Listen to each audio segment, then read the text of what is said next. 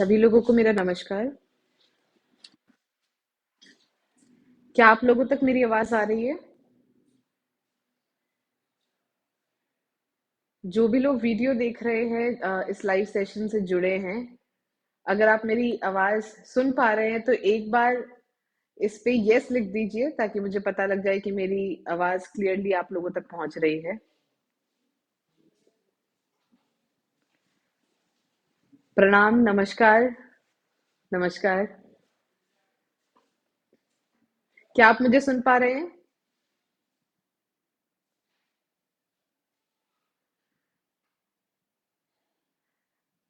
सभी लोगों का आज के इस फेसबुक लाइव में स्वागत है। आप सभी लोगों को मेरा पंखुड़ी पाठक का बहुत नमस्कार। जैसा कि आप लोग जानते हैं कि चुनाव प्रचार का दौर चल रहा है और 9 बजे का मैंने समय रखा था इस फेसबुक लाइव से जुड़ने का, लेकिन क्योंकि मैं एक कार्यक्रम में थी जहां से कि मैं समय पर नहीं पहुंच पाई और 9:30 का हम लोगों को समय आगे करना पड़ा। मैं आज मेरी बहुत इच्छा थी कि मैं ये फेसबुक लाइव करूं क्योंकि बहुत सारे लोगों के मुझे हर दिन मैसेज आते हैं जो लोग मुझे ये कहते हैं कि आप फेसबुक लाइव जरूर करिए, लेकिन चुनाव की जो व्यस्तता है उसके चलते अ, अक्सर बहुत लेट हम लोग फ्री होते हैं क्योंकि बहुत सारे कार्यक्रम लगे हैं और नोएडा बहुत बड़ा शहर है और बहुत बड़ा क्षेत्र है, बहुत सारे लोग यहाँ रहते हैं। तो इसके चलते समय कम मिल पाता है, लेकिन मेरा प्रयास रहता है कि जिस भी दिन मैं समय से फ्री हो जाऊं मैं फेसबुक लाइव से जुड़ूं और आज फिर हम लोग एक बार रूबरू हुए हैं और मैं आप सभी लोगों का सबसे पहले नोएडा के खासकर जो मेरे साथी हैं उनको बहुत धन्यवाद देना चाहती हूँ। जो प्यार और जो समर्थन आप लोग मुझे दे रहे हैं जहां भी मैं जाती हूँ, चाहे गांव हो, चाहे सेक्टर हो, सोसाइटी हो, जितनी बड़ी संख्या में आप लोग अपना प्रेम और अपना समर्थन मुझे देते हैं, मैं सदा आपकी आभारी रहूंगी। और पूरे देश और प्रदेश से जो सभी लोगों की शुभकामनाएं आ रही हैं, सभी के मैसेज आ रहे हैं कि हम आपके साथ हैं, बहुत हौसला इससे बढ़ता है क्योंकि पहला चुनाव है मेरा। साधारण परिवार से मैं आती हूँ और अ, उस नाते जब इतना बड़ा चुनाव आप लड़ते हैं, लोगों की जो दुआएं होती हैं, लोगों का साथ होता है, उसका एक बहुत महत्व होता है, उससे बहुत नई ऊर्जा मिलती है। तो तमाम सवाल नोएडा के लोगों के पहले के भी मेरे फेसबुक लाइव में आए हैं और अभी भी लगातार लोगों के सवाल जो हैं वो फेसबुक लाइव में आ रहे हैं। वैसे तो लगभग बहुत सारे जो नोएडा से जुड़े मुद्दे हैं वो मैं तमाम टीवी इंटरव्यूज में भी उन पे चर्चा कर चुकी हूँ, आप लोगों ने देखा भी होगा। लगातार मीडिया के सामने नोएडा के मुद्दों को उठाने का काम हम लोग कर रहे हैं। मैनिफेस्टो मेरा बहुत जल्दी जारी होने वाला है और उससे जुड़ी कई सारी चीजें जो मैनिफेस्टो में हमने जो प्रतिज्ञाएं ली हैं, जो वादे किए हैं, वो पहले भी मैं आप लोगों को अ, कई बार अलग अलग माध्यमों से बता चुकी हूँ। लेकिन तभी भी कई सारे ऐसे मुद्दे हैं जो लगातार लोग भेज रहे हैं और कई सारी चीजों पे हम लोग बात कर चुके हैं। कुछ और मुद्दे हैं जो मैं प्रयास करूंगी कि आज इस पे हम लोग बात करें। तो एक क्वेश्चन जो लगातार बहुत बड़ी संख्या में आता है वो यहाँ की जो हमारी ग्रुप हाउसिंग सोसाइटीज है उससे जुड़ा हुआ प्रश्न है। अ, ये क्वेश्चन जो है इसमें लिखा है, thanks for raising issues related to housing societies, please explain how you will fight against the builders and AOA mafia in Noida. तो जो ग्रुप हाउसिंग सोसाइटी के रजिस्ट्री से जुड़े मुद्दे हैं, अभी भी मैं एक मीटिंग से आ रही हूँ जहाँ बहुत सारे लोगों की रजिस्ट्री नहीं हुई है और लोगों ने बताया कि मौजूदा भाजपा सरकार में यहाँ की रजिस्ट्रियां जो नोएडा के फ्लैट्स हैं उनकी बंद हुई और लगातार ये लोग लड़ाई लड़ रहे हैं। तो मैं यही कहना चाहूंगी कि रजिस्ट्री बहुत बड़ा मुद्दा है। मैंने अपनी प्रतिज्ञाओं में पहले भी उठाया है, आप लोगों ने अलग अलग माध्यमों से देखा होगा। मेरा कमिटमेंट है कि समयबद्ध रजिस्ट्री होनी चाहिए और इसके लिए जो लड़ाई हम लोग विपक्ष के तौर पे लड़ रहे हैं, उस लड़ाई को मजबूती से विधानसभा में सरकार के सामने और पूरी तरह से पॉलिटिकली लीगली लड़ने का हम लोग काम करेंगे। और मैं सबको ये विश्वास दिलाना चाहती हूँ कि मुझे अगर आप मौका देते हैं तो टाइमबद्ध रजिस्ट्री हम लोग कराएंगे। टाइम बाउंड रजिस्ट्री नोएडा के सभी फ्लैट्स की कराई जाएगी। इसके साथ साथ जो एओए से रिलेटेड मुद्दा है, जो हमारे यूपी अपार्टमेंट एक्ट के तहत जो चुनाव होने चाहिए एओए के और नहीं वो होते हैं, जिसके चलते लोगों को कोर्ट में जाना पड़ता है, मैंने अपने मैनिफेस्टो में ये लिखा है कि उसका हम लोग सही तरह से इम्प्लीमेंटेशन कराएंगे। ये सुनिश्चित कराएंगे कि समय पर एओए के चुनाव हो और जिन लोगों को चुना गया है वो अगली एओए चलाएं और थर्ड पार्टी ऑडिट हो, ताकि आपका जो पैसा है, जो आप फ्लैट ओनर्स, जो रेजिडेंट्स जो पैसा अपना दे रहे हैं, उसकी सही स्क्रूटनी हो और वो सही ट्रांसपेरेंसी से, जवाबदेही से आप लोगों को पता लगे कि आपका पैसा कहाँ जा रहा है। कई सारे और सवाल यहाँ पर भी आ रहे हैं और कई और लोगों ने मुझे भेजे हैं। स्कूल फीस का मुद्दा है। स्कूल फीस का मुद्दा नोएडा में बहुत बड़ा है, क्योंकि यहाँ पे फीस को रेगुलेट नहीं किया गया है प्राइवेट स्कूल्स की। वही प्राइवेट स्कूल की एक ब्रांच जो नोएडा में है उसकी फीस ज्यादा होती है, अगर उसकी ब्रांच दिल्ली या किसी और शहर में है तो उसकी फीस कम होती है। और कोविड के बाद लगातार फीसें बढ़ाई गई। बच्चे जो घर से ऑनलाइन क्लासेस कर रहे हैं उनको भी ट्रांसपोर्टेशन फीस देनी पड़ रही है और तमाम तरह की चार्जेस लगाकर फीस बढ़ाई जा रही है। मेरा आपसे ये कमिटमेंट है कि जो कानून लागू हैं उनको सही तरह से इम्प्लीमेंट करा के स्कूल फीस, जो निजी स्कूलों की मनमानी है, उस पर हम रोक लगाएंगे। साथ ही साथ जो हमारे नोएडा क्षेत्र के जो लोकल बच्चे हैं, जो गांव में रहते हैं, उनको स्कूल दाखिला नहीं देते हैं, उस डिस्क्रिमिनेटरी पॉलिसी को भी हम लोग खत्म करेंगे ताकि सारे बच्चे अच्छे स्कूलों में पढ़ सके। साथ ही साथ जो ईडब्ल्यूएस कोटा होता है, क्योंकि स्कूल प्रॉफिट मेकिंग बॉडी नहीं होते हैं, 25% उनको ऐसे बच्चों को अपने स्कूल में स्थान देना होता है जो कि इकोनॉमिकली वीकर सेक्शन से आते हैं, उसको लागू कराने का भी हम लोग काम करेंगे। और स्कूल फीस से नोएडा की जनता बहुत त्रस्त है, लेकिन इस मुद्दे को सत्ता दल के लोगों ने, यहाँ के मौजूदा विधायक ने एक भी बार नहीं उठाया और लगातार हम इस मुद्दे को उठा रहे हैं। मैंने डिस्ट्रिक्ट मजिस्ट्रेट को भी इसमें लेटर लिखा था और मेरा प्रयास है कि स्कूल की फीस कम हो, क्योंकि बिगड़ती अर्थव्यवस्था में और कोविड के बाद लोगों के ऊपर बहुत ज्यादा फाइनेंशियल दबाव है और ऐसे में इतनी ज्यादा स्कूल फीस देना, धड़ल्ले से जो स्कूल फीस बढ़ रही है, उस पर रोक लगना चाहिए। कुछ सवाल आए हैं कि युवाओं से और शिक्षा से जुड़े मुद्दों पे आप बताइए कि आप क्या करेंगे। देखिए, युवाओं के लिए बहुत बड़ा मुद्दा है शिक्षा का, अच्छी शिक्षा का, ऐसी शिक्षा का जो उनको रोजगार दिलवा सके। स्किल डेवलपमेंट पे नोएडा में कुछ भी काम नहीं हो रहा है, जबकि यहाँ तमाम बच्चे पढ़ने आते हैं, रोजगार ढूंढने आते हैं। तो यहाँ स्किल डेवलपमेंट पे हम लोग एम्फोसिस देके स्किल डेवलपमेंट के सेंटर्स और खोलने का काम करेंगे। साथ ही साथ नोएडा में सरकारी कॉलेज और यूनिवर्सिटीज की बहुत बड़ी कमी है। यहाँ ज्यादातर जो एजुकेशन है वो प्राइवेट सेक्टर के हाथों में है और बहुत सारे बच्चे नोएडा के जो middle class, lower middle class परिवारों से आते हैं, वो private education, higher education afford नहीं कर सकते हैं। नोएडा में सभी संसाधन हैं, हम दिल्ली के पास हैं, हमारे यहाँ पढ़े लिखे लोग हैं, हमारे यहाँ जो प्रशासन और प्राधिकरण है उसके पास किसी तरह की कोई कमी नहीं है बजट की। तो मेरा मानना है कि नोएडा में उच्च शिक्षा के अच्छे संस्थानों का खुलना बहुत जरूरी है, ताकि हमारे बच्चों को कम पैसे में अच्छी शिक्षा मिल सके और बहुत ज्यादा जो प्रेशर है वो पेरेंट्स के ऊपर ना पड़े। रजिस्ट्री से लेकर फिर कई सारे लोगों का कहना है कि रजिस्ट्री की जो प्रॉब्लम है ये सपा और बसपा की सरकारों में हुई थी और भाजपा की सरकार में और मौजूदा विधायक के कोई भी एक्शन ना लेने की वजह से ये बढ़ गई है। आप इसको कैसे सॉल्व करेंगे? मैं सभी लोगों से, जितने भी हमारे ग्रुप हाउसिंग सोसाइटीज के लोग हैं, उनसे ये कहना चाहूंगी कि आपकी लड़ाई को मजबूती से मैं लड़ने का काम करूंगी।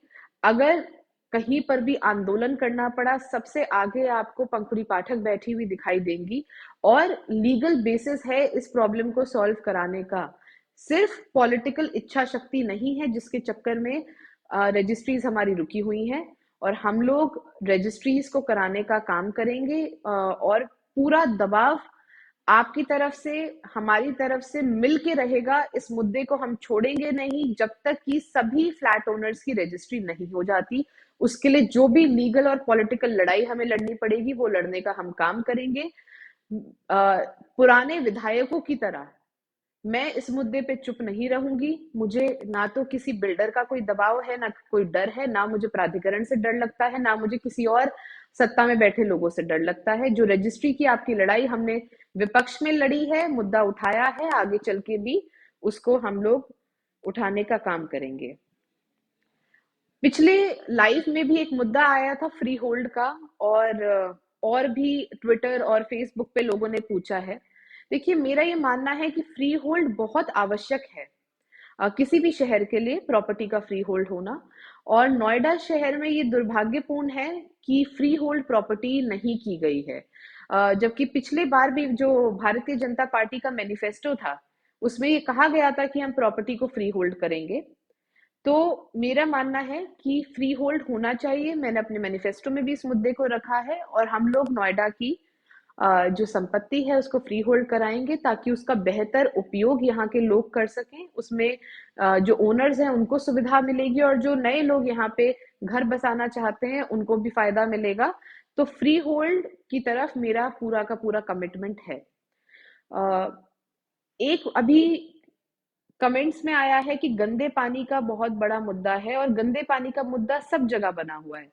यहाँ तक कि अनेकों ऐसी रिपोर्ट मैं अखबारों में पढ़ती रही हूँ जहां ये बात सामने आई कि नोएडा का जो प्रदूषित पानी है उसके चलते बहुत कम उम्र के जो लोग हैं उनके बाल सफेद हो रहे हैं, उन्हें स्किन प्रॉब्लम्स हो रही है। इनफैक्ट यहाँ पिछले साल हेपेटाइटिस जैसी बीमारियों के भी केस सामने आए जो कि गंदे पानी से जुड़े हुए हैं। और ये बहुत ही दुर्भाग्यपूर्ण है कि दिल्ली से सटे हुए नोएडा में साफ पीने का पानी, जो कि जीने के लिए एक बहुत ही आवश्यक चीज है, हमारा जो राइट टू लाइफ है, कि हमें उसमें एक बहुत अहम मुद्दा है कि हमें साफ पानी सरकार दे। लेकिन यहाँ जो डबल इंजन की भाजपा की सरकार है वो साफ पानी यहाँ के लोगों को नहीं दे पा रही है। यहाँ भाजपा के तमाम विधायक 2012 से नोएडा की सीट पे जम के बैठे हैं, लेकिन साफ पानी के लिए कोई भी व्यवस्था यहाँ नहीं की गई है। यहाँ कई सारे मुद्दे हैं। एक तो यहाँ पे सप्लाई पानी का बढ़ाने का मुद्दा है। दूसरा, जो यहाँ की सप्लाई लाइंस है उनको दुरुस्त करने का मुद्दा है, उनके बेटर मेंटेनेंस और उनको बेटर तरह से डेवलप करने का मुद्दा है। रेन वाटर हार्वेस्टिंग के माध्यम से ग्राउंड वाटर को बढ़ाने की आवश्यकता है, उसके सही इम्प्लीमेंटेशन की आवश्यकता है। और मैंने अपने मैनिफेस्टो में ये बात भी रखी है कि जहां हर संभव प्रयास के बाद भी अगर अच्छा पानी नहीं आ पा रहा है तो विधायक निधि से हम लोग उन क्षेत्रों में आरओ का पानी देने का, आरओ प्लांट लगाने का काम करेंगे। तो मेरे लिए भी ये प्राथमिकता है, क्योंकि मैं आपके क्षेत्र में रहती हूँ और जो गंदा पानी आपके घर में आता है वही गंदा पानी मेरे घर में भी आता है।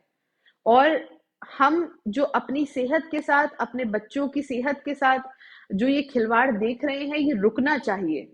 आज इतने सालों बाद भी अगर नोएडा जैसे शहर, जो कि एक स्मार्ट सिटी की परिकल्पना पे जो शहर बना था, अगर वहां पे आज साफ पानी नहीं आ रहा तो बहुत ही शर्म की बात हम सभी लोगों के लिए है। और सभी पुरानी सरकारों और मौजूदा विधायक और मौजूदा सरकार सभी के लिए ये बहुत शर्म की पानी है की बात है अगर यहाँ पे साफ पानी लोगों को नहीं मिल पा रहा है। तो आप सभी लोगों को मैं विश्वास दिलाना चाहती हूँ कि मेरी प्राथमिकता है कि साफ पानी पे काम हो, और पूरा बेहतर प्लानिंग के साथ हम लोग साफ पानी का की जो समस्या है उसका निवारण करेंगे। और जहां पे मुमकिन नहीं होगा तो वहां पे स्पेशल ट्रीटमेंट प्लान्स या आरओ प्लान्स लगाकर भी लोगों को साफ पानी दिया जाएगा। सड़कों पर गड्ढे बहुत हैं, अंकित पांडे जी लिख रहे हैं, बिल्कुल सही बात है। सड़कों पर सिर्फ गड्ढे नहीं है, सड़कों पर इतने बड़े बड़े गड्ढे हैं कि उनमें लोग गिर जा रहे हैं। परसों मैं 2-3 गांव में घूम रही थी, और मैं गांव हल्द्वानी में थी जहां मुझे एक बुजुर्ग मिले और उन्होंने मुझे अपने सर की चोट दिखाई जब हम उनके गांव में घुस रहे थे, सड़क पे एक इतना बड़ा गड्ढा था कि जिसमें इंसान ही नहीं पूरी गाड़ी भी गिर सकती है। और आप लोगों ने मेरे शायद एबीपी के इंटरव्यू में भी देखा होगा। तो उन्होंने बताया कि कई लोग हमारे गांव के इस गड्ढे में गिर गिर चुके हैं। सेक्टरों में भी अगर हम देखें, सड़कें जर्जर हालत में हैं, और इतना पैसा यहाँ नोएडा प्राधिकरण के पास है, लेकिन उसके बावजूद भी यहाँ पे जो सड़कों का काम होना चाहिए, जो गड्ढे भरने का काम होना चाहिए, और नोएडा में हर तरफ नालियां खुली हुई हैं। आए दिन बच्चे नाली में गिर जाते हैं। अभी थोड़े दिन पहले एक परिवार ने अपने 2 बच्चे खो दिए क्योंकि बच्चे नाली में गिर गए। अ, कल या परसों की बात है, खबर आई थी कि एक सांड सेक्टर 12 में नाली में गिर गया। तो आप सोचिए कितने असुरक्षा के माहौल में हम लोग रह रहे हैं कि घर से बाहर निकलो तो आपको ये नहीं पता कि कब आप खुले नाले में गिर जाएंगे। तो हमारे जो जीवन को, जो एक असुरक्षा का जो हमारे जीवन में माहौल बना हुआ है, मुझे लगता है बहुत जरूरी है कि नाले बंद हो, गड्ढे भरे जाएं और सड़कें बेहतर की जाएं।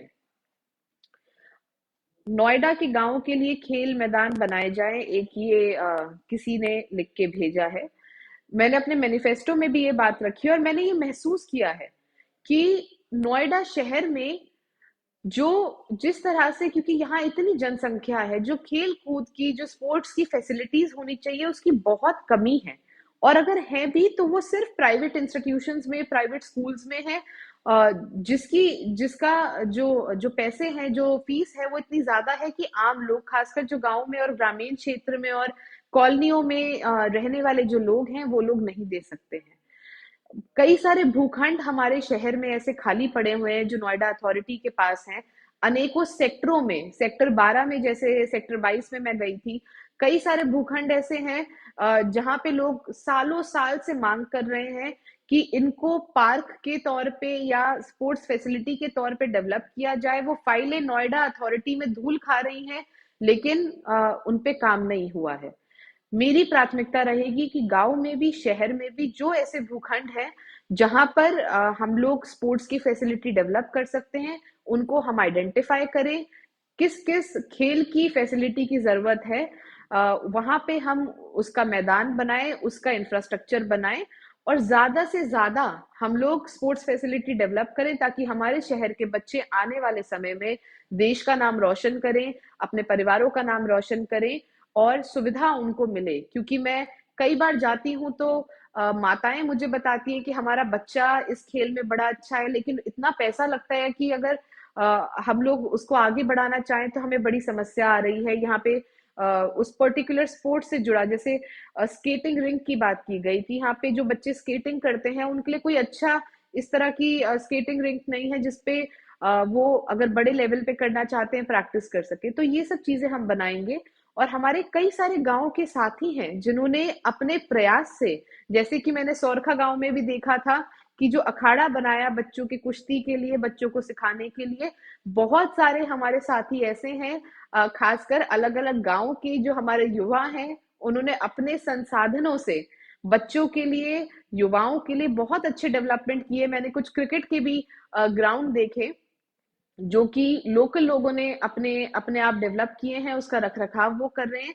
लेकिन मैं ये चाहती हूँ कि पूरे शहर में स्पोर्ट्स फैसिलिटी का बेहतर डेवलपमेंट हो, और इस पे हम लोग काम करेंगे। मैंने अपने मैनिफेस्टो में भी इस बात को रखा है।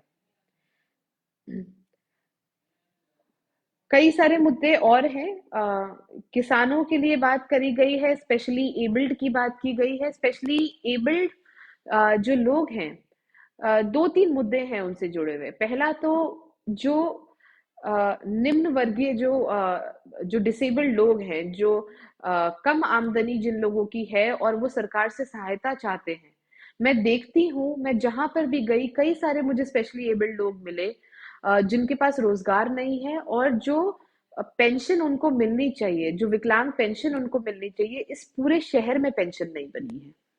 मैं आपको ये भी बताना चाहूंगी कि इस पूरे शहर में, मैं जहां पर, चाहे गांव हो, झुग्गियां हो, कच्ची कॉलोनियां हो, जहां पर भी जाती हूँ, तो लोग मुझे ये बताते हैं, खासकर जो महिलाएं हैं, बुजुर्ग महिलाएं, वो बताती हैं कि हम लोगों की जो वृद्धा पेंशन होनी चाहिए या विधवा पेंशन होनी चाहिए, वो सब पेंशन हम लोगों की नहीं बनी है। कई बार हमने प्रयास भी किया, लेकिन ये सरकार जो है, ये किसी भी तरह की मदद लोगों को नहीं देना चाहती है।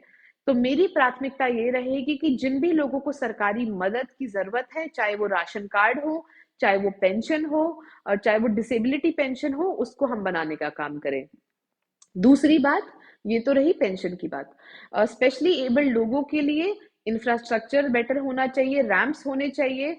पेवमेंट्स हमारी बहुत ऊंची है, नॉर्मल लोगों को भी कई बार परेशानी होती है, तो हमें एक डिसेबल्ड फ्रेंडली यहाँ पे जो इंफ्रास्ट्रक्चर बनाने की जरूरत है, उस दिशा में हम काम करेंगे। एक और बहुत जरूरी इसमें बात है जो मैंने पहले भी कही कि नालियां वगैरह जो हैं, गड्ढे हैं, वो कवर होने चाहिए ताकि दुर्घटना ना हो। और अभी बस ये फेसबुक लाइव शुरू करने से पहले अ, एक मैं ट्विटर पे मैंने देखा कि किसी ने बताया कि उनके पालतू कुत्ते की मौत हो गई लाइव वायर से। नोएडा में 2 महीने पहले वो लोग आए थे और वो अपने पेट को जब बाहर वॉक कराने गए तो लाइव वायर से उसकी मृत्यु हो गई करंट लग के। और मैं लगातार ये रिक्वेस्ट करती रहती हूँ कि जो लाइव वायर्स हैं उनको रोकने का काम किया जाए और सुरक्षित माहौल बनाया जाए। बार बार मैं सोशल मीडिया पे भी ये मुद्दा उठाती रहती हूँ, तो मुझे लगता है कि नोएडा में लोगों की सुरक्षा के लिए बहुत सारे काम हैं, बहुत सारे प्रयास हैं जो हम लोगों को करने पड़ेंगे। अभी आशा राव जी कह रही थी bus service from metro to particular destination. Asha ji, मैं बिल्कुल आपकी बात से सहमत हूँ और मैंने अपने मैनिफेस्टो में भी ये मुद्दा रखा है। हमारे शहर में कोई बस सर्विस नहीं है। कहने को हम लोगों के पास मेट्रो है, लेकिन जो मेट्रो स्टेशन हैं वो सेक्टरों से, गांव से, सभी जगहों से इतने दूर हैं कि वहां तक जाने के लिए भी आपको अपनी प्राइवेट गाड़ी से या ओला उबर से जाना पड़ेगा, ऑटो से जाना पड़ेगा, और ये सभी चीजें बहुत महंगी पड़ती हैं। इसीलिए शहर के अंदर शहर के विभिन्न सेक्टरों को जोड़ने के लिए और सेक्टरों को मेट्रो स्टेशन से जोड़ने के लिए बस सेवा होनी चाहिए। ये मेरी प्राथमिकता है, ये मेरा वादा है। और मेरी पार्टी ने भी ये बात रखी है कि जो भी बस सेवा उत्तर प्रदेश में होगी, चाहे जो मौजूदा है, चाहे नई नई सुविधा है, महिलाओं के लिए वो मुफ्त होगी। तो आशा जी, मैं आपको बताना चाहती हूँ कि बस सेवा भी हम शुरू करेंगे और वो बस सेवा जो है वो महिलाओं के लिए निशुल्क भी रखी जाएगी। तो तमाम ये सब मुद्दे हैं, रोजगार से जुड़े मुद्दे हैं, स्कूल की फीस के बहुत सारे मुद्दे हम लोगों के सामने आते रहते हैं जिसका मैं जवाब दे दे चुकी हूँ। क्रिमिनल एक्टिविटीज को लेकर लोगों ने अ, एक सवाल रखा है कि आप क्रिमिनल एक्टिविटीज को रोकने के लिए क्या करेंगे। नोएडा में काफी असुरक्षा का माहौल है। इसके कई कारण हैं। एक तो जो यहाँ पे मुझे लगता है कि एक बहुत बड़ा कारण यह है कि यहाँ पे जितनी संख्या में पुलिसिंग होनी चाहिए उसमें थोड़ी कमी है।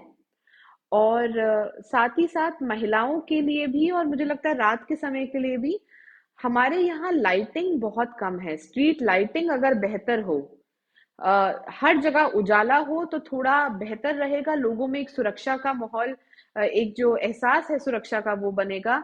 साथ ही साथ पेट्रोलिंग बहुत कम है। कई हिस्से नोएडा के ऐसे हैं जहाँ पे शाम के, रात के समय पुलिस की पेट्रोलिंग नहीं होती है, जहाँ पे जिन एरियाज में प्राइवेट सिक्योरिटी नहीं है वहां के लोग बहुत अपने आप को असुरक्षित महसूस करते हैं। चेन स्नैचिंग, पर्स स्नैचिंग, ये सब चीजें होती रहती हैं। और एक और यहाँ पे मुद्दा है जो कि नोएडा एक तरह से जो आपके साइबर क्राइम्स हैं उनका भी हब बन गया है। तो इन सभी मुद्दों पे काम करने की जरूरत है और इन पे हम लोग काम करेंगे। पुलिस व्यवस्था को बेहतर बनाने के लिए जो भी प्रयास होगा वो मैं करूंगी। और मैंने अपने मैनिफेस्टो में ये बात भी रखी है कि एक हम विधायक हेल्पलाइन नंबर भी निकालेंगे, ताकि अगर आपकी कोई समस्या है, भगवान ना करे कोई हादसा आपके साथ हो जाए, पुलिस आपकी बात नहीं सुन रही है या आपकी कंप्लेंट नहीं लिख रही है, तो आपको उस हेल्पलाइन के माध्यम से सपोर्ट मिलेगा, मदद मिलेगी। तो लगभग मुझे लगता है कि ये सारे मुद्दे हैं। कई लोगों ने ये लिखा कि रेट बहुत ज्यादा है कमरों के, जो स्टूडेंट्स आते हैं उनके लिए बिजली बिल बहुत ज्यादा है। तो ये तमाम मुद्दे हैं। बिजली बिल का भी कांग्रेस पार्टी ने ये वादा किया है और नोएडा में इसकी खास आवश्यकता है कि बिजली बिल कम करे जाएं और बिजली बिल हाफ करे जाएं, क्योंकि बिजली बिल यहाँ पर बहुत ज्यादा है। पूरे प्रदेश से ज्यादा बिजली का बिल नोएडा के लोग भरते हैं। तो मुझे लगता है ज्यादातर मुद्दे जो हैं इसमें हम लोग, कई सारे मुद्दे आज मैंने कवर करे हैं, कई सारे मुद्दे हम कवर करेंगे। रोहित अरोड़ा जी कह रहे हैं until you counter them on communal ground we won't be able to break their strength। Rohit जी देखिए, मेरा ये मानना है कि लोगों को ये बात समझ में आ गई है कि सिर्फ सांप्रदायिकता के नाम पे लड़ा के, आ, सिर्फ पोलराइजेशन करके, कभी मंदिर मस्जिद, कभी शमशान और कब्रिस्तान, ये सब मुद्दे करके भाजपा के लोग चुनाव जीत जाते हैं, लेकिन जनता के काम 5 साल में नहीं होते हैं। मुझे नहीं लगता कि हमें उनके बिछाए हुए जाल में पड़ना चाहिए। और हम नोएडा के लोग, हम सब लोग शिक्षित लोग हैं, समझदार लोग हैं। हमें ये सोचना चाहिए कि कौन वो व्यक्ति है, कौन वो पार्टी है जो हमारी समस्याओं का निवारण करना चाह रही है। और जब सामने वाली पार्टी के पास, जब जब भाजपा के पास कोई और मुद्दा नहीं होता, क्योंकि 5 साल में उन्होंने कोई काम नहीं किया, ना तो भाजपा की सरकार ने कोई काम किया, और यहाँ के जो मौजूदा विधायक है वो तो 5 साल इस कॉन्स्टिट्यूएंसी में कभी देखने झांकने भी नहीं आए कि यहाँ के लोग क्या चाहते हैं। यहाँ के लोग सड़कों पे बैठे रहे, आंदोलन करते रहे। जो हमारे फ्लैट में लोग रहते हैं, संडे के दिन वो लोग अपना छुट्टी के दिन पे छोड़ के अपना आंदोलन कर रहे होते थे, कभी बिल्डर के खिलाफ, कभी इलीगल एओएस के खिलाफ, कभी साफ पानी के लिए। कभी उन्हें पूछने कोई नहीं आया। और आज जब चुनाव आया है तो वापस से ये लोग हिंदू मुसलमान और इस तरह के मुद्दों पे चर्चा करेंगे। लेकिन हम लोगों को समझदारी से काम लेना है कि जात बिरादरी धर्म पे हम लोगों को बांट के हमारी जो मूल जो सुविधाएं हैं उनसे हमें वंचित रखा जाता है। और इस बार हमें सिर्फ और सिर्फ अपने विकास की बात करनी है, अपने विकास के मुद्दों पे वोट देना है, अपने भविष्य से जुड़े मुद्दों पे हम लोगों को वोट देना है। दुर्गेश जी लिखते हैं कि can we have mohalla clinic facilities in Noida. Durgesh ji, हमारे यहाँ पब्लिक हेल्थ सेंटर तो होते हैं, लेकिन वो वर्केबल कंडीशन में नहीं है। हम अक्सर ये देखते हैं कि जो हमारे पब्लिक हेल्थ सेंटर्स हैं उनकी हालत जो है बहुत बुरी है। वहां पे डॉक्टर नहीं आते, वहां पे स्टाफ नहीं आते, और आपका कई बार ये देखने में आता है कि ताला लगा हुआ है, कई कई दिन तक कोई नहीं आ रहा। मुझे लगता है कि बहुत जरूरत थी कि इस मुद्दे पे काम किया जाए। मैंने अपने मैनिफेस्टो में इस मुद्दे को रखा है कि हम ये सुनिश्चित करेंगे कि जो डॉक्टर है, स्टाफ है, वो आपके पब्लिक हेल्थ सेंटर्स में बैठे। हम पब्लिक हेल्थ सेंटर्स की संख्या भी बढ़ाएंगे और साथ ही साथ उनको बेटर इक्विप करेंगे, क्योंकि नोएडा में हम सभी लोग जानते हैं प्राइवेट डॉक्टर्स की फीस बहुत ज्यादा है, दिल्ली या बाकी शहरों से 3-4 गुना है, और प्राइवेट जो उपचार है बहुत महंगा है। मैंने इसके साथ ही साथ 2 अस्पतालों को नोएडा में बनाने की बात करी है, क्योंकि हमारे यहाँ सिर्फ एक डिस्ट्रिक्ट हॉस्पिटल है जो कि बार बार गलत न्यूज के लिए खबरों में रहता है। अक्सर वहां पे डॉक्टर नहीं पाए जाते हैं, और इतना बड़ा शहर है, इतनी जनसंख्या का शहर है, पूरे डिस्ट्रिक्ट में सिर्फ एक जिला अस्पताल है। तो नोएडा में एक सुपर स्पेशलिटी हॉस्पिटल भी होना चाहिए, क्योंकि प्राइवेट में जो बड़ी बीमारियां हैं उनका इलाज बहुत महंगा होता है। एक सुपर स्पेशलिटी अस्पताल और महिलाओं के लिए एक सरकारी अस्पताल की आवश्यकता इस शहर में है, जो कि मैंने अपने मैनिफेस्टो में रखी है। तो बहुत सारे लोगों के और भी कमेंट आ रहे हैं। कुछ लोग पूछते हैं कि एडवोकेट राजीव मिश्रा लिख रहे हैं बिजली नहीं तो वोट डालने से क्या फायदा। मिश्रा जी, शायद आप डूब क्षेत्र में रहते होंगे। डूब क्षेत्र के हमारे कई सारे और साथी भी जुड़े हुए हैं, और जितने भी डूब क्षेत्र के हमारे लोग हैं वो लोग ये जानते हैं कि अगर आपकी बिजली की लड़ाई किसी ने लड़ी है तो वो पंखुड़ी पाठक अनिल यादव ने लड़ी है। जब सौरखा एक्सटेंशन में बिजली कटी थी उस समय आंदोलन करने में, एफएनजी जाम करने में कांग्रेस पार्टी के लोग सबसे आगे थे, आपके साथ हम लोग बैठे थे, पूरा पुलिस बल मौजूद था, और आपकी लड़ाई लगातार हम लोग लड़ रहे हैं, सोशल मीडिया पे लड़ रहे हैं। और सोशल मीडिया पे हमारे दबाव के चलते माननीय विधायक जी जो हैं उनको 6 महीने पहले फोटो डालनी पड़ी थी, और फोटो डाल के उन्होंने ऊर्जा मंत्री श्रीकांत शर्मा जी के साथ फोटो डाल के कहा था कि मैंने बात कर ली है, बिजली आ जाएगी। लेकिन उस बात को भी 6 महीने हो गए, अभी तक जो डूब क्षेत्र है, जो पुस्ता पार की कॉलोनियां हैं, उनमें बिजली नहीं आई है, और बिजली की लगातार हम लोग लड़ाई लड़ रहे हैं। मैं हर जगह ये कहती हूँ, ये जो क्षेत्र है यहाँ पे बहुत मेहनतकश लोग रहते हैं। मैं लगातार इनके बीच में जाती हूँ और मेरी प्राथमिकता है कि इस क्षेत्र के लोगों को बिजली मिले, क्योंकि मैं इन सभी गलियों से गुजरी हूँ। मैंने वहाँ के हालात देखे हैं, मैंने टूटी सड़कें देखी हैं, मैंने महिलाओं से बात करी है। जो महिलाएं काम करती हैं अलग अलग जगह पे, शाम के समय जब वो आती हैं उनको बहुत असुरक्षित महसूस होता है, क्योंकि बिजली नहीं है और अंधेरे में ही उनको आना जाना पड़ता है। बच्चे ऑनलाइन क्लासेस नहीं कर पा रहे हैं। तो ये सभी जो मुद्दे हैं मेरे लिए बहुत अहम है, डूब क्षेत्र के और सभी क्षेत्र जहाँ पे नोएडा के, जहाँ बिजली नहीं है।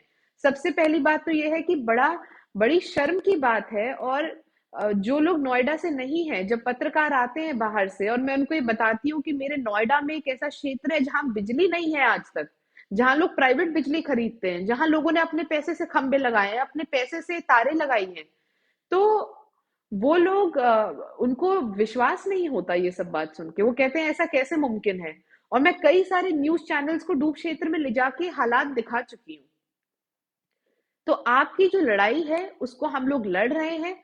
और आपको इस बार, जिस भाजपा सरकार ने 5 साल आपके साथ अन्याय किया है, आपसे 5 साल पहले भी बिजली का वादा किया था और बिजली नहीं दी, आप लोगों ने उनका 10 बार घेराव किया, 100 बार ज्ञापन दिए, उसके बाद भी जब आपको बिजली नहीं मिली, इस बार आप लोगों की जिम्मेदारी है उस भाजपा सरकार को बाहर करने की। और आपकी बिजली लाने का काम मैं करूंगी, चाहे मुझे ये लड़ाई दिल्ली में लड़नी पड़े, चाहे लखनऊ में लड़नी पड़े, लेकिन पंखुड़ी पाठक नोएडा के हर व्यक्ति के घर तक बिजली पहुंचाने की लड़ाई लड़ेगी। ये मैं आपको विश्वास दिलाती हूँ। तो मुझे लगता है कि बहुत सारे मुद्दे जो हैं, एक और मुद्दा है, नोएडा में मूल निवासी आबादी को खत्म करना चाहती है सरकार। अ, हमारे ग्रामीण क्षेत्र के जो लोग हैं, बहुत आप लोगों ने बहुत संघर्ष किया है, बहुत आंदोलन किया है, और ये बात सही है कि मूल निवासियों के अधिकारों के साथ खिलवाड़ हुआ है। हम आपके संघर्ष में आपके साथ हैं। अनिल यादव जी आप लोगों के साथ 10 दिन जेल गए, जेल रहे, इलीगल तरह से, बिना एफआईआर के। इस अहंकारी सरकार ने हमारे मूल निवासियों को जेल में रखा, हमारे बुजुर्गों को जेल में रखा, हमारी महिलाओं को अरेस्ट किया, और हम वो कभी भी नहीं भूल सकते। मूल निवासियों की जो लड़ाई है उसको हम लड़ेंगे, हमारे पास लीगल सपोर्ट भी है। हाई कोर्ट, सुप्रीम कोर्ट भी ये बात मान चुका है कि सही मुआवजा यहाँ के लोगों को नहीं मिला था। सीएजी की रिपोर्ट भी ये कहती है कि यहाँ के किसानों की जमीन जो है बहुत कम मुआवजे में उनसे ली गई थी। और इस लड़ाई को मजबूती से हम लोग लड़ेंगे।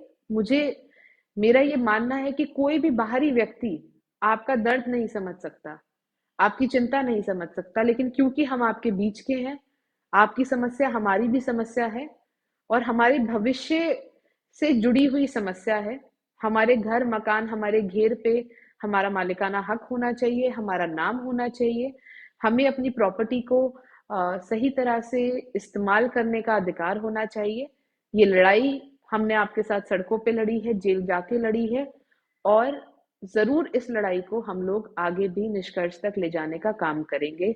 अजय पांडे जी लिख रहे हैं रजिस्ट्री, रजिस्ट्री बहुत रजिस्ट्री, मैं कई बार रजिस्ट्री की बात कर चुकी हूँ। रजिस्ट्री मेरी प्रायोरिटी है, रजिस्ट्री आप सभी लोगों की कराई जाएगी, चाहे उसके लिए किसी भी तरह की लड़ाई लड़नी पड़े। टाइम बाउंड रजिस्ट्री नोएडा के सभी फ्लैट ओनर्स की होगी। तो मुझे लगता है बहुत सारे ऐसे मुद्दे हैं।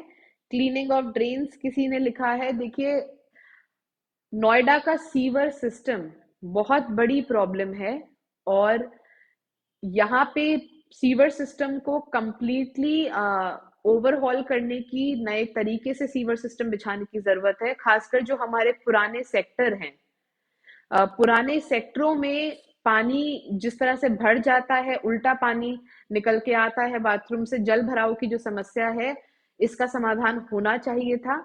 और मैं आपको विश्वास दिलाती हूँ कि आप मुझे मौका देंगे तो सीवर सिस्टम को ओवरहॉल करने का काम हम लोग जरूर करेंगे। सफाई का जहां तक काम, जहां तक म्यूनिसिपल फंक्शंस की बात है, मेरा ये मानना है कि नोएडा अथॉरिटी के पास, क्योंकि सारी की सारी पावर है, हमारे यहाँ कोई म्यूनिसिपल बॉडी नहीं है, ना तो गांव में ना शहर में, तो हमें नोएडा अथॉरिटी की अकाउंटेबिलिटी तय करनी पड़ेगी। म्यूनिसिपल फंक्शंस के लिए एक डिपार्टमेंट अलग करना पड़ेगा, और नोएडा अथॉरिटी का हमें डिसेंट्रलाइजेशन करना पड़ेगा, ताकि जो हमारे अधिकारी हैं हमारी बात उन तक पहुंचे। और इसके लिए हम लोग जन सुविधा केंद्र नोएडा अथॉरिटी के अलग अलग वर्क सर्कल्स में बनाने का काम करेंगे, ताकि जो आपकी समस्याएं हैं कूड़ा उठाने से, नाली साफ करने से जुड़ी हुई, उनका समय से निवारण हो सके। कई और लोग फ्री होल्ड से फ्री होल्ड की बात कर रहे हैं, तो फ्री होल्ड का मैंने कहा है कि फ्री होल्ड मिलना चाहिए नोएडा के लोगों को, हमारी प्रॉपर्टीज जो है वो फ्री होल्ड होनी चाहिए। इस विषय पर हम आपके साथ हैं और पूरा प्रयास इसके लिए किया जाएगा। तो मुझे लगता है आज काफी लंबा हम लोगों की ये बातचीत रही, और तमाम मुद्दों पे हम लोगों का डिस्कशन हुआ। बहुत ही जल्दी हम अपना मैनिफेस्टो भी आपके बीच में लॉन्च करेंगे। समय की थोड़ी पाबंदी है, और आजकल जिस तरह के, क्योंकि इतना बड़ा शहर है, बहुत सारी जगहों पे जाना पड़ता है, आप लोगों का जो प्रेम मिल रहा है, आप लोग अपने सोसाइटी में, सेक्टर्स में, गांव में बुलाते हैं, तो उसके चलते थोड़ा जो समय है वो कम मिल रहा है, इसलिए मैनिफेस्टो लॉन्च में थोड़ी देरी हो गई है। लेकिन जितने भी मुद्दे मैंने आपके साथ डिस्कस किए हैं, रखे हैं, ये सभी हमारे मैनिफेस्टो में है। और मैं उम्मीद करती हूँ कि आप सभी लोग मेरा साथ देंगे, अपनी लड़ाई को और मजबूत करेंगे। और मैं आपसे सिर्फ एक छोटी सी बात और कहना चाहती हूँ कि देखिए, विधायक जो होता है किसी शहर का, क्योंकि ये विधायक चुनने का चुनाव है, इसलिए मैं आपसे ये बात कह रही हूँ। विधायक कोई बहुत वीवीआईपी व्यक्ति नहीं होता है। विधायक एक बहुत छोटा व्यक्ति होता है, जिसका काम सिर्फ इतना होता है कि वो आपकी बात सुने और आपकी जो समस्या है उसको प्रशासन और नोएडा प्राधिकरण तक ले जाए और आपकी समस्या का समाधान कराए। एक लिंक होता है रेजिडेंट्स के बीच में और जो आपकी जो अथॉरिटीज हैं, प्रशासन है, उसके बीच में। लेकिन अगर आपका विधायक इतना वीवीआईपी होगा कि वो आपको जानता ही नहीं है, आप उसको फोन नहीं कर सकते, उससे मिल नहीं सकते, उसके घर नहीं जा सकते, आपको उससे अपॉइंटमेंट नहीं मिल सकती, तो मुझे लगता है कहीं ना कहीं एक विधायक चुनने का जो पूरा पर्पस है वही डिफीट हो जाता है, वही खत्म हो जाता है। हमने कोई गवर्नर या मुख्यमंत्री या कोई बहुत बड़ा व्यक्ति नहीं चुनना है, हमने एक साधारण जनसेवक चुनना है जो कि हमारा फोन उठा सके, जिसके पास हम अपनी समस्या ले जा सके। और मैं ये मानती हूँ कि नोएडा में बहुत ही समझदार, बहुत सुलझे हुए लोग रहते हैं, जो अपनी समस्याएं भी जानते हैं और उसका समाधान भी जानते हैं। आवश्यकता यहाँ सिर्फ ऐसे व्यक्ति की है जो आपकी बात को ऊपर तक ले जा सके और उसका समाधान करा सके। इसीलिए आने वाली 10 तारीख आपने अपने बीच का विधायक चुनना है, ऐसे व्यक्ति को चुनना है जो आपके बीच में रहे। और मैं आपसे फिर ये रिक्वेस्ट करना चाहूंगी, निवेदन करना चाहूंगी कि जाति धर्म पे बट के हम लोग बहुत पिछड़ गए हैं। नोएडा के लोग शिक्षित हैं, समृद्ध हैं, समझदार हैं, और मैं नोएडा के सभी लोगों से ये उम्मीद करती हूँ कि आप लोग जाति और धर्म और इन तमाम जो बंधन है, इनसे अलग हटके अपने बीच में ऐसा व्यक्ति चुनेंगे जो कि आपकी बात को सबसे बेहतर तरीके से रख सकता है, आपकी लड़ाई को लड़ सकता है, आपके लिए सदैव खड़ा हो सकता है। तो आने वाली 10 तारीख को कांग्रेस के हाथ के निशान पे आप वोट देके कांग्रेस की प्रत्याशी यानी मुझे यहां से अपने बीच से चुने। और मैं आपको विश्वास दिलाती हूं कि आपके साथ हर समय मैं खड़ी रहूंगी, आपके सुख दुख में जिस तरह से आज तक खड़े रहे हैं, आने वाले समय में भी खड़े रहेंगे। और जो लड़ाई सड़कों पे लड़ी है, जो लड़ाई सोशल मीडिया पे लड़ी है, जो लड़ाई आपके बीच लड़ी है, उस लड़ाई को मजबूती से उत्तर प्रदेश और भारत की सरकार के सामने लड़ेंगे और आपके सारे काम कराएंगे। बस इसी बात के साथ इस फेसबुक लाइव को आज के लिए खत्म दी, आपसे वापस जुड़ने का। और आप सभी लोग इसी तरह अपना साथ, अपना प्रेम, अपना विश्वास बनाए रखें। मुझे बहुत अच्छा लगा आप लोगों से बात करके। आप अपने कमेंट्स इसी तरह से भेजते रहें, अपने मैसेजेस इसी तरह भेजते रहें, और मेरा प्रयास रहेगा, मेरी टीम का प्रयास रहेगा कि हम आपसे ज्यादा से ज्यादा और शीघ्र से शीघ्र संपर्क कर सकें। आप सभी लोगों का बहुत धन्यवाद जुड़ने के लिए। आप सभी लोगों को गुड नाइट, शुभ रात्रि।